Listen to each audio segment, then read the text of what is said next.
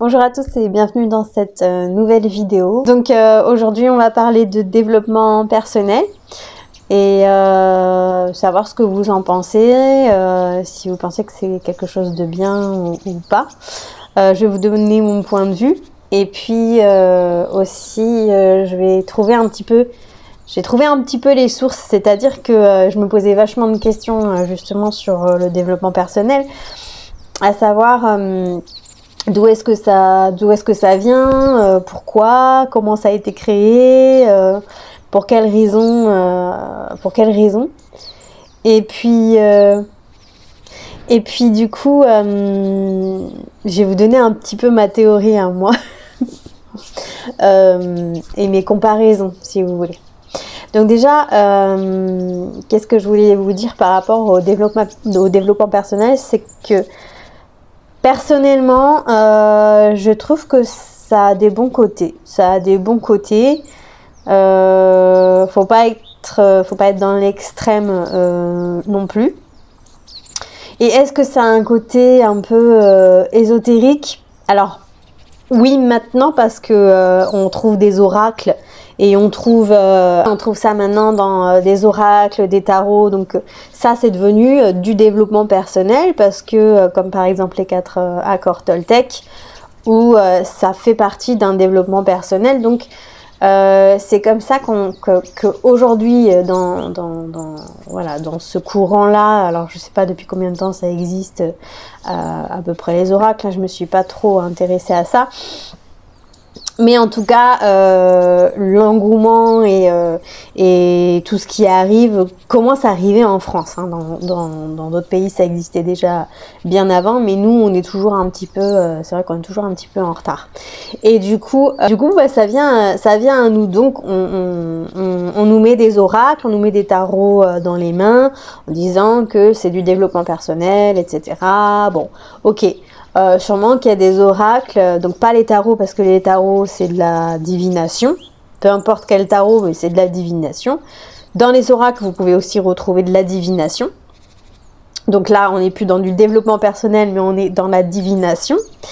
Et c'est vraiment très subtil, c'est vraiment, vous vous en rendez pas compte en fait quand est-ce que vous allez basculer vers la divination. Donc faites très attention. Et donc il y a ce côté développement personnel, ce que j'ai moi apprécié au tout départ quand j'ai fait de la cartomancie. C'était vraiment ce côté développement personnel, comprendre l'humain, pourquoi, comprendre son côté sombre, son côté lumière. Voilà, moi c'était vraiment ça qui m'intéressait. Et en fait j'ai vraiment basculé dans la divination sans vraiment m'en rendre compte. Et c'est là qu'a commencé les choses que je pouvais pas deviner chez les gens, mais que j'arrivais à comprendre et à savoir. Donc il y a une part de psychologie, je dis pas. Il y a une part de psychologie, mais il y a aussi une part de divination où on a des réponses qu'on peut pas deviner. Hein. Quand on voit que quelqu'un va mourir, va décéder, je veux dire, ça c'est pas de la psychologie. C'est vraiment des voix ou des sensations dans le corps, et puis les cartes nous parlent aussi. Donc voilà. Bon, on va pas revenir là-dessus, mais je vais vous faire plusieurs vidéos là-dessus, des témoignages, parce que pour moi c'est important. En vérité, c'est important et il faut pas le nier. Donc du coup, j'ai fait un petit peu mes recherches, donc forcément avant de comprendre tout ça. Donc à la base, moi, je voulais vraiment développer mon intuition parce que j'en avais marre un petit peu de me faire avoir, parce que j'étais quelqu'un d'assez vulnérable, on va dire, gentil et un peu, je croyais tout ce qu'on me disait un petit peu. Surtout dans les relations de couple, je parle. C'est vraiment ma faille, et c'était là où je voulais trouver vraiment une solution pour arrêter de tomber sur des manipulateurs, tout simplement. Et donc du coup, je veux pour me développer et développer mon intuition, donc je trouve les oracles qui, à la base, sont du développement personnel. Mais il y a d'autres sortes de développement personnel, il n'y a pas que ça, il y en a plein d'autres en vérité, il y a plein de bouquins, il y a plein de choses sur ça. Et donc moi j'ai un peu cherché, fouillé et tout, et le fondateur en gros du développement personnel, il s'appelle Abraham Harold Maslow. Donc en fait, quand vous allez vous renseigner un petit peu, donc c'est un New-Yorkais qui en fait a fait des études de psychologie, mais lui il s'est spécialisé dans la psychologie humaniste. Voilà, donc c'est intéressant.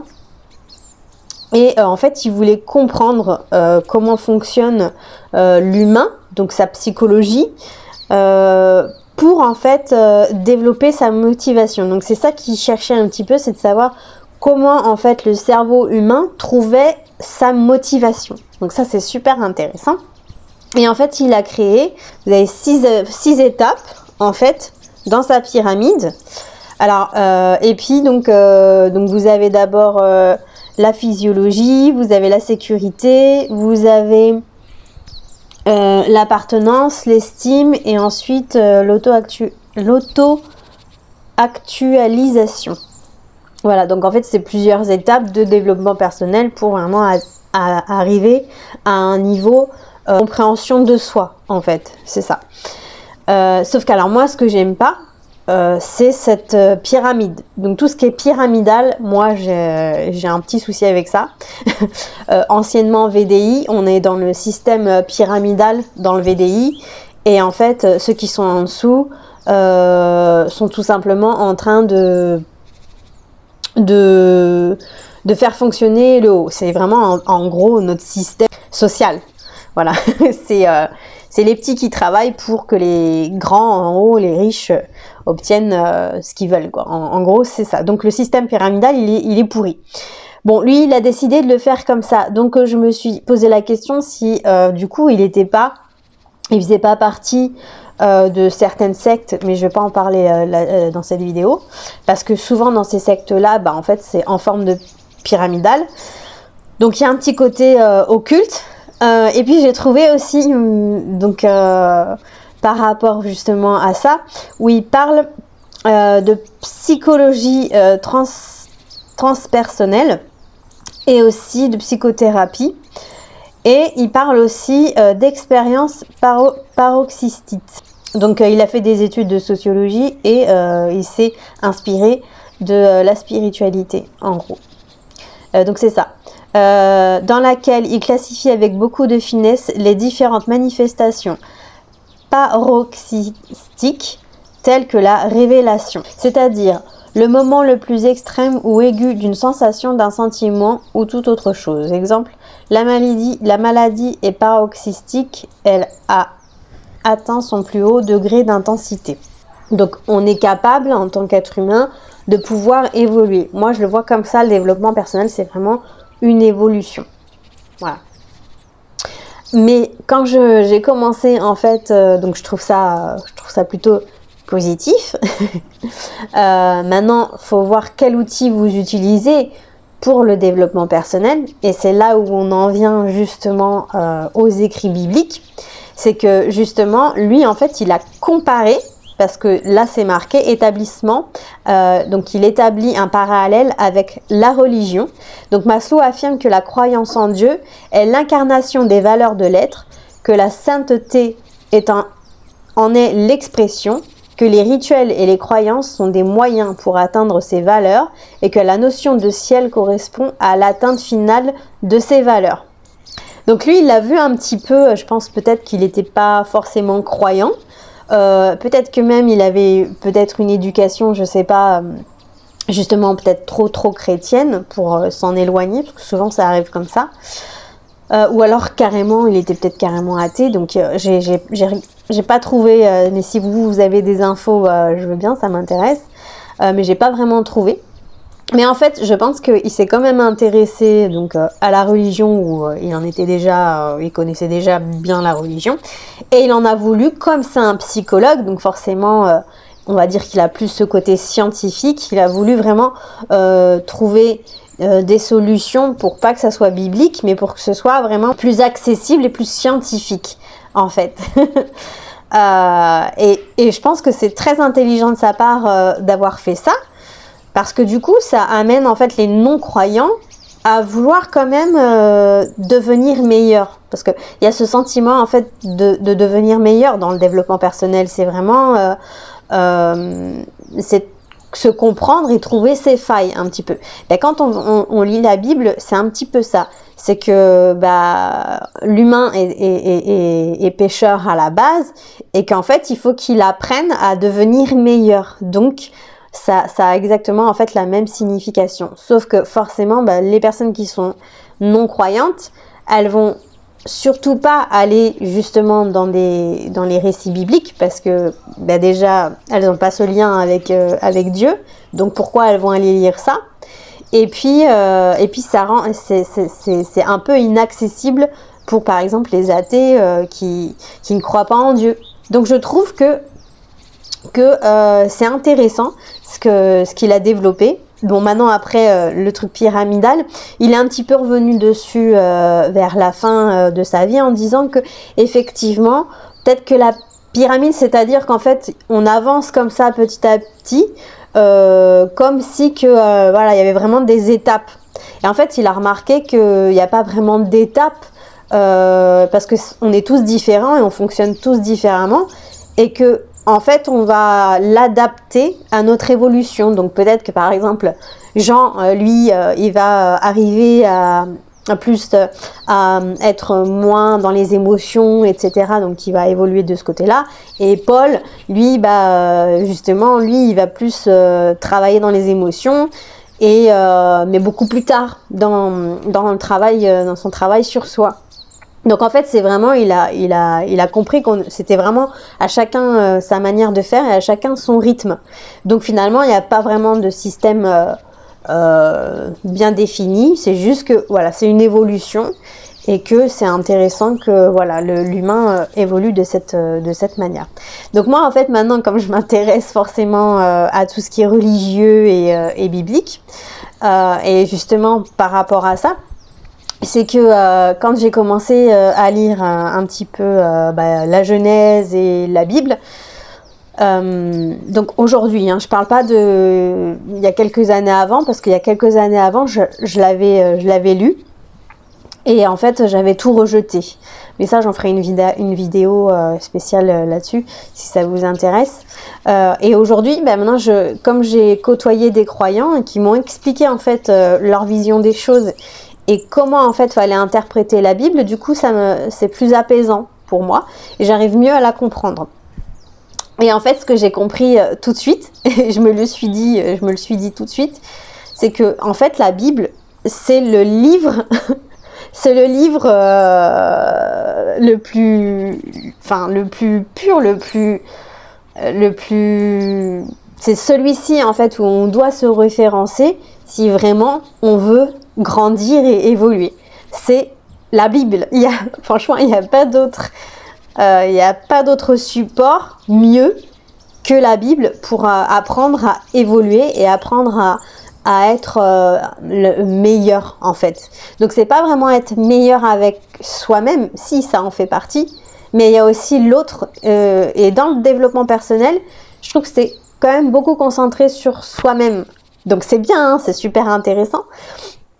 Mais du coup, j'ai vu cette différence entre le développement personnel, où il y a tous ces bouquins, etc., et la Bible. Et la Bible, c'est vraiment tourner en fait vers les autres. C'est-à-dire que oui, je vais changer, mais pourquoi je vais changer ? Je vais changer parce que comment je vais agir et comment je vais être est important pour les autres. Voilà. Donc c'est pas changer pour les autres, c'est pas ce que je suis en train de dire. C'est juste que ma façon de faire et ma façon d'être, plus elle va évoluer, plus elle va être pleine de sagesse et d'amour en réalité, et ça va en fait ça va en ressortir sur les personnes qui sont autour de moi ou les personnes que je fréquente. Ça va leur faire en fait quelque chose de bien et de bon. Donc ça vraiment c'est la référence biblique, et j'ai vraiment, le jour où j'ai commencé à lire la Genèse et les débuts de la Bible avec donc les plusieurs psaumes, et je me suis dit mais attends, c'est un truc de ouf, ça veut dire que le mec qui a inventé le développement personnel, il s'est inspiré de la Bible. Mais je me le suis dit comme ça toute seule. Et quand j'ai fait mes recherches récemment et que j'ai vu qu'en fait j'avais raison, parce qu'il explique clairement qu'il s'est inspiré de la Bible, mais en fait il a voulu démontrer scientifiquement comment en fait devenir meilleur en fonction voilà du cerveau, comment notre cerveau fonctionne. Et c'est super intéressant en fait, en vérité aussi. Les deux sont super intéressants parce que effectivement, dans le développement personnel, ce qu'on va trouver, j'ai trouvé en tout cas, c'est que j'ai commencé à évoluer en fait comme ça, tout doucement, pour ensuite passer. Bon, moi je suis passée par l'occulte. Tout le monde ne passera pas par l'occulte. Moi, c'est mon chemin, donc pour moi, il fallait que j'y aille quoi qu'il arrive. Donc, je suis passée par l'occulte pour ensuite rencontrer Dieu, en fait, pour rencontrer la Bible et apprendre, voilà, ce qui est réellement dit dans ce livre sacré.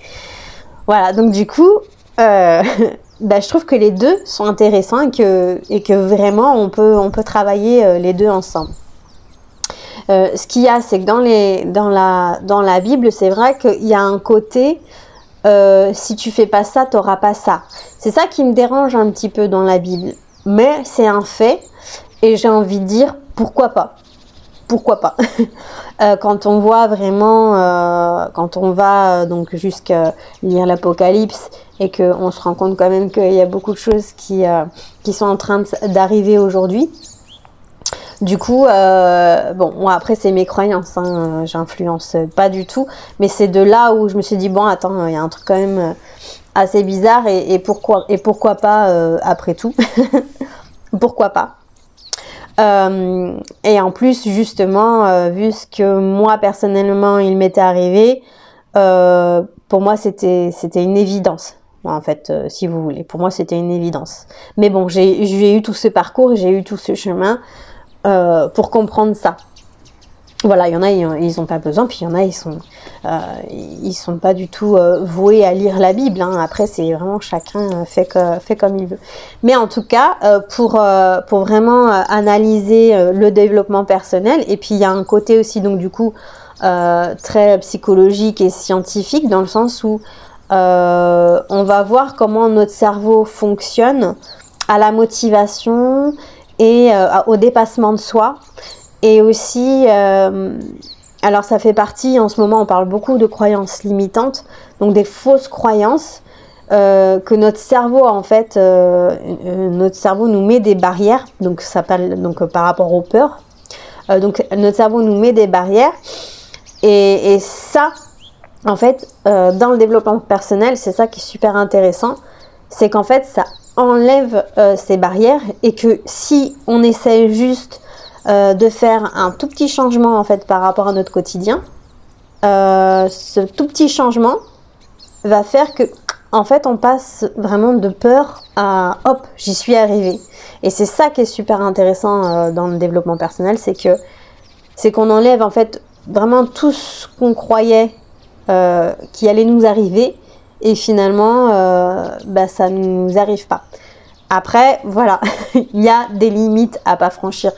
Comme moi, j'ai fait par rapport à la cartomancie, où là, moi, j'ai franchi quand même une limite. Mais de toute façon, votre corps, il vous alerte et en général, il vous dit, bon, bah, stop, faut pas aller plus loin.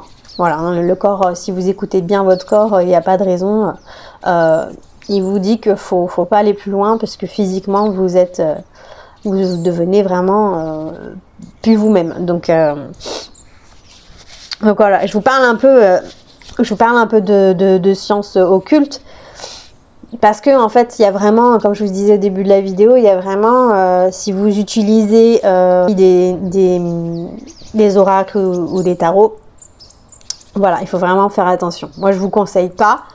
Maintenant, après, je l'ai fait, donc je peux pas trop vous conseiller de pas le faire, mais en fait, c'est tout à chacun, c'est le chemin de chacun, finalement. Donc, moi, j'aime bien faire de la prévention en disant qu'il faut vraiment faire attention de voir ce que vous utilisez. Il vaut mieux peut-être un bouquin sur le développement personnel que des oracles, parce que si vous connaissez pas du tout, vous vous y connaissez pas du tout en oracle ou en tarot, voilà, je vous dis, ça peut vite basculer.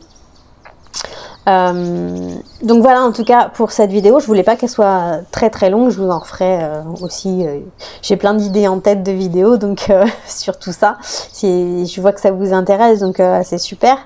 Et donc pour en conclure, donc vous, comme d'habitude, vous allez me rejoindre sur le bouton et vous pouvez laisser en fait vos messages vocaux. Je suis plus comme ça, moi je suis plus, j'ai du mal avec l'écrit, je préfère vraiment les vocaux.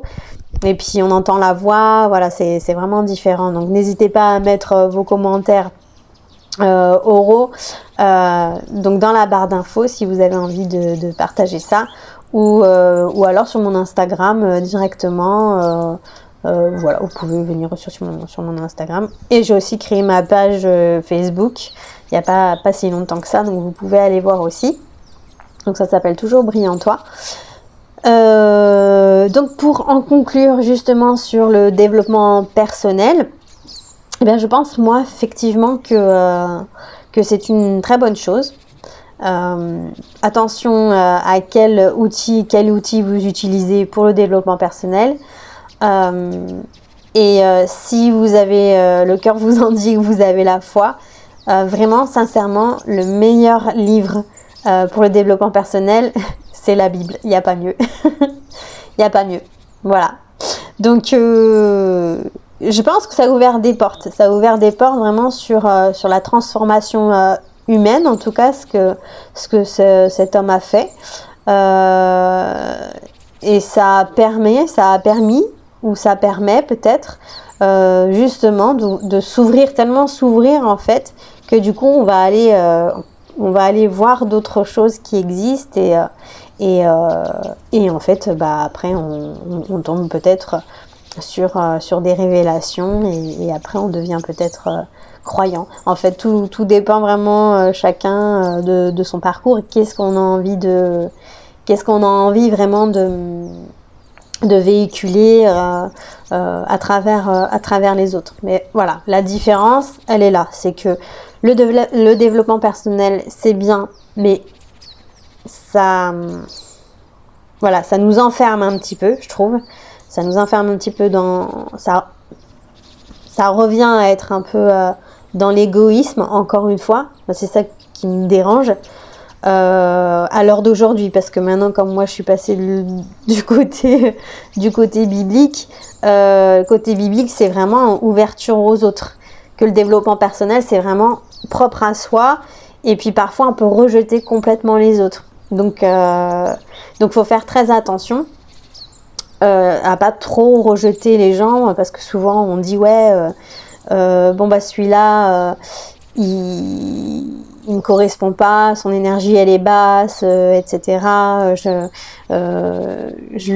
On renie un petit peu les gens, et en vérité c'est pas ça qu'il faudrait faire, parce que chaque être a son évolution, et donc on n'a pas le droit vraiment de rejeter cet être qui est en train d'évoluer à son rythme, ou peut-être pas qu'il évolue pas non plus, mais c'est pas pour autant qu'on doit être mauvais et méchant avec cette personne en lui disant toi tu dégages, je te veux pas dans ma vie.